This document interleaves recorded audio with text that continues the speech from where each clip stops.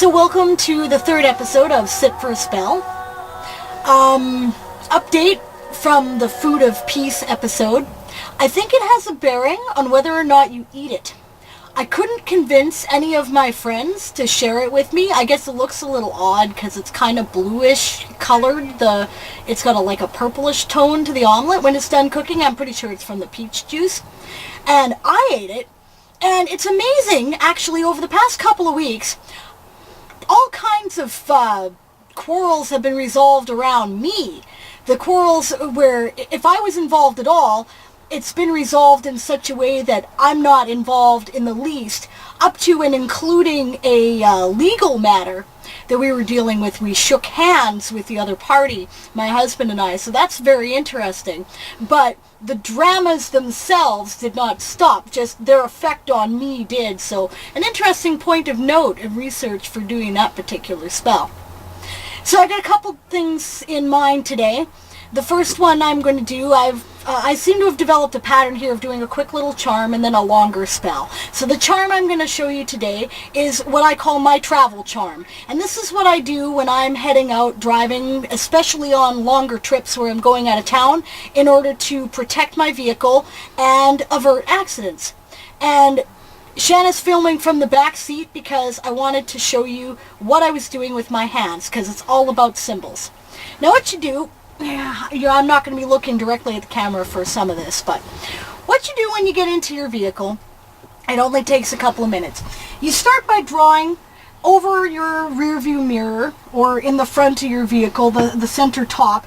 I draw the symbol of Mercury, which is the planet associated with travel and journeys and overcoming barriers.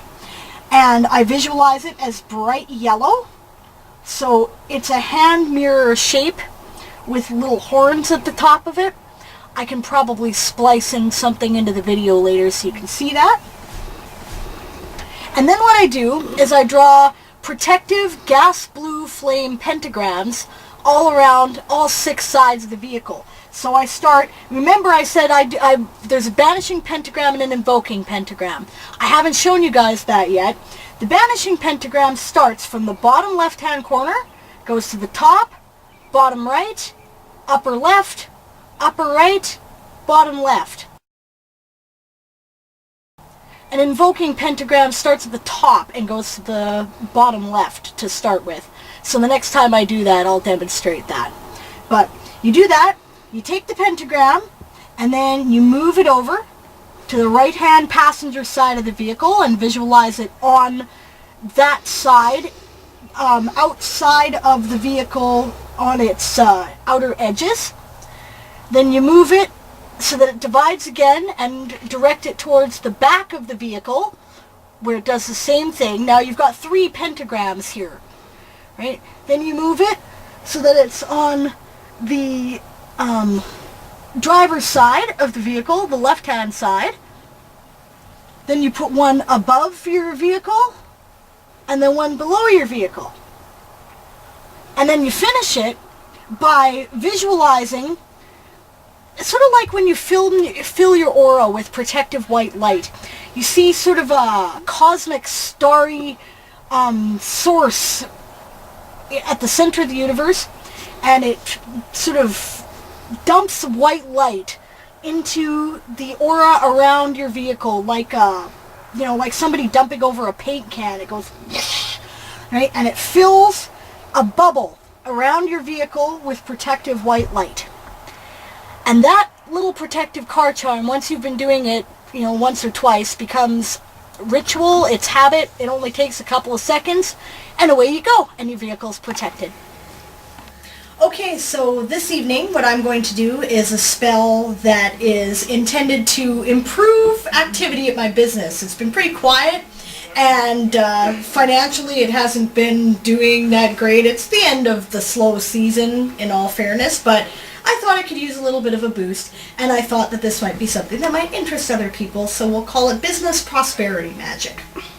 What I have here is my trusty piggy bank. Now I actually use this at my shop. This is where I put all my spare change until it fills up, and then I go take it to the bank and, get it rolled up and cashed out, right? So We're going to start with the piggy bank because the idea is to have something that represents prosperity and plenty that you can store all of these items in.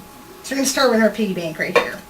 And then what we're going to do is we're going to add some crystals, which I've chosen from my shop. So learning the different meanings of crystals it's a lifetime study.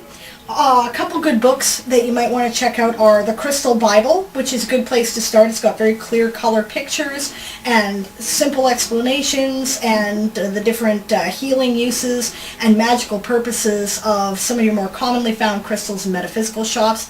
And then if you're really interested, you might want to go for Love is in the Earth by a lady named Melody. It doesn't have any color pictures unless you spend for the $80 variety of hardcover, but the $25 paperback is an excellent encyclopedic reference guide, and it's probably the classic book on the subject. So, things you can look at. Now, the crystals I've chosen. We're going to start with, this is a cluster quartz, and quartz clusters represent a bunch of people coming together. Since a lot of my store has to do with the socialization and interaction between people, I thought it was appropriate. So we're going to start with that. We have Larimar.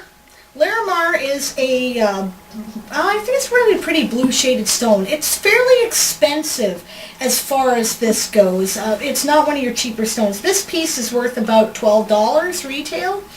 So that gives you an idea. When typically, this cluster is worth about $5, right? It draws business into your store. That's really the main thing. And it also draws people to you. So it's a very significant portion of our spell here. Right, so we have that. Pyrite is often used for the same things you use gold are, because of course it's called fool's gold, right? And pyrite improves prosperity, and it also protects against accidents. So, if there's any negativity aimed in the store's direction, it should guard against that.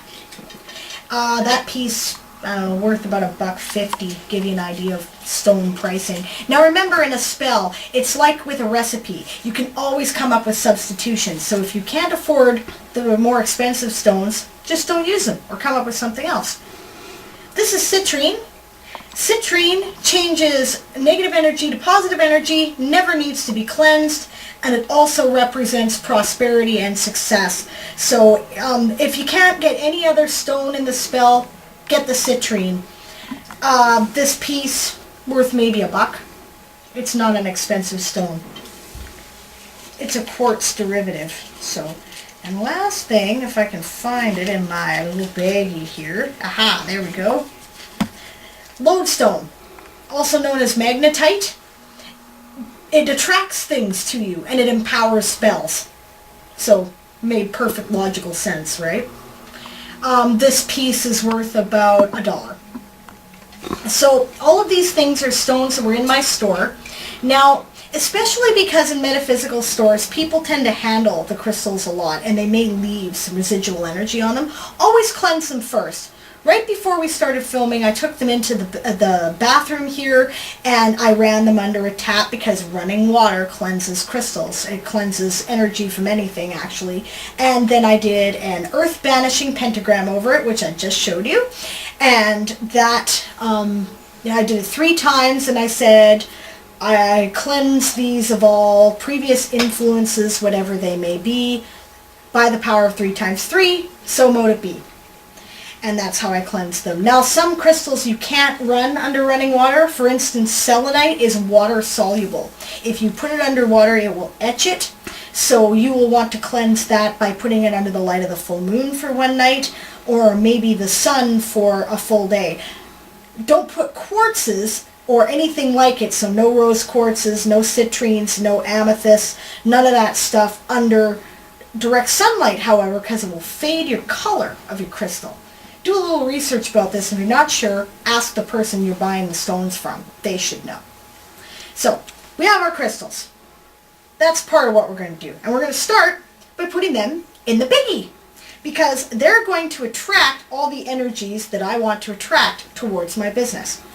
So they're going to have to go on the bottom. There's no other place for them to fit. And I'm just going to stick them in there to start with. You can do this in any order. It's not really relevant.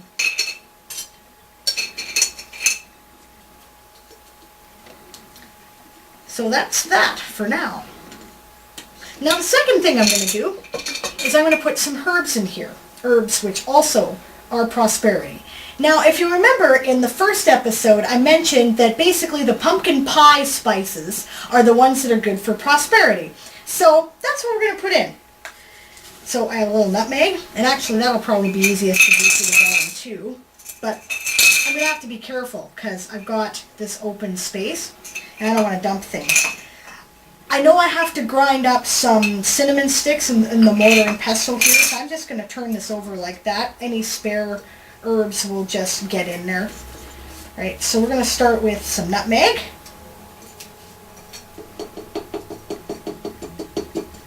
And you just kind of put it in there till you feel that it's appropriate.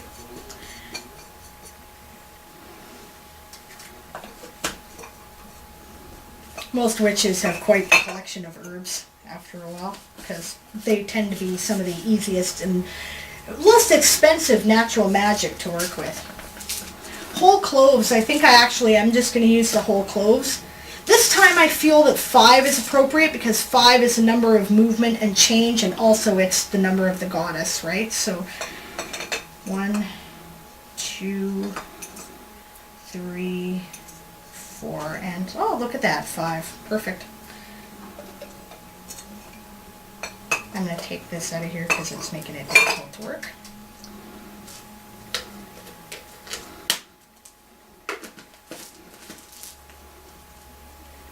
So is that the nutmeg there? Yeah, I gotta move aside the ones I've used. Ginger.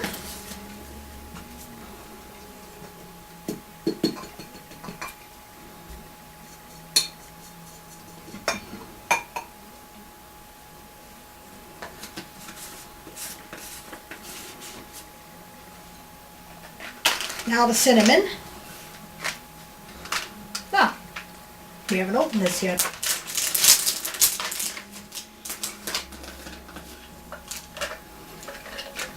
You don't need a lot, so I'm just going to break off a piece, and I'm going to break it up just a little bit. You know what? Yeah. Maybe I'll just do that. There we go. No need to worry about it, because in that case I feel that 3 pieces are probably appropriate. Sometimes I do a lot of this on intuition. It's all what feels right. Trust your intuition if you know it, but know why you're doing it, right? 3 is also, by the power of 3 times 3, so it kind of seals the spell. Last, I'm going to put in bay leaves. This is a very important component. It's not your typical pumpkin pie spice, but bay is used in all kinds of different cultures for success and prosperity. Success being the big important one. Bay laurels around your head in Greek mythology. It's used a lot in voodoo and hoodoo tradition. So, different things, right, that use it. 2, 3, and I think 5 of these will also be. I put 3 in there, right? Mm-hmm. Yeah. 4. And 5, and I'm trying to make sure I get whole leaves just because I want the whole pie, whole success. I don't want it in pieces, right? So.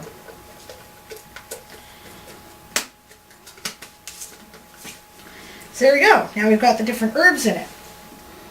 Now the last thing you're going to do, a principle in magic, sympathetic magic, like attracts like. So it's important to make sure that you get, see, good. I'm glad I did that because now my clove fell out. But like attracts like, so you want to use similar things to draw similar things. So often you'll use a little representation of something to represent a bigger whole.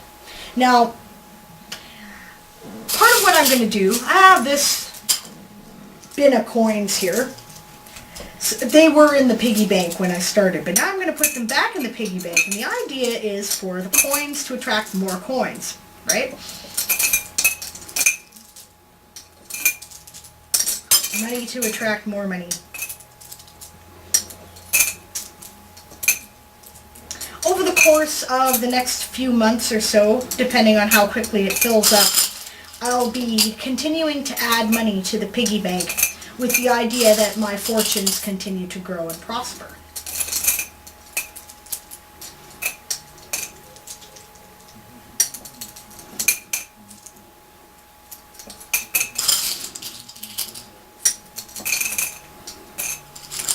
I don't suppose I really have to put all of these in here now. You get the idea.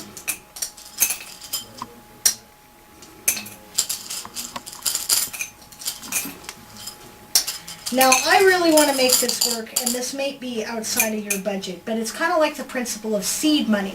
Anybody who's ever done any kind of busking or street performing knows perfectly well that if you don't have money in your bin when you start, you aren't going to have any money when you finish. You need to put money in there to suggest to people that this is where the money goes, and it would be a good idea to give this person money because other people obviously already have.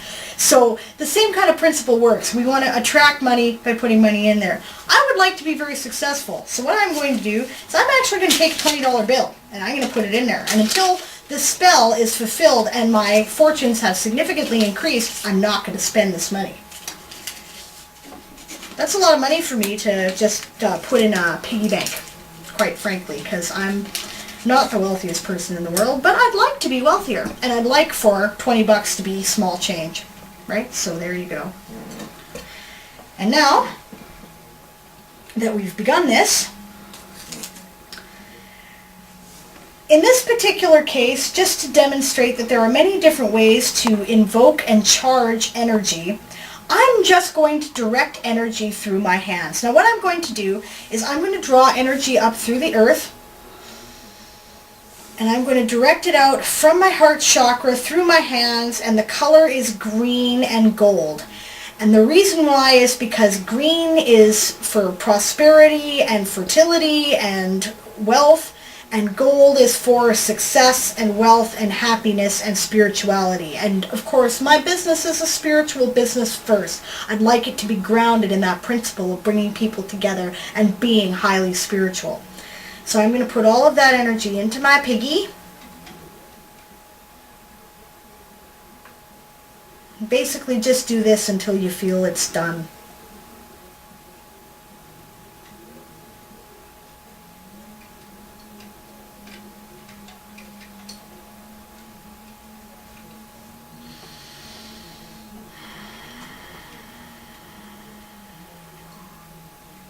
And now I'm going to draw a couple of symbols over it. Remember again the symbols that I mentioned before. I'm going to draw the symbol of the planet Jupiter, which is for success and spirituality. And I'm visualizing that as purple because that's the associated color. It's an empowering color. I'm going to draw the symbol of the sun, and that is, I'll be superimposing graphics over it, so you should be seeing that on your screen. I'm visualizing that as a golden color. It's obvious, right, why that would be gold, because the sun is gold. The sun is about happiness, success, prosperity, and fame. Right? And then I'm going to draw a money sign over it in green because I got to pay my bills, right? So, success of my business.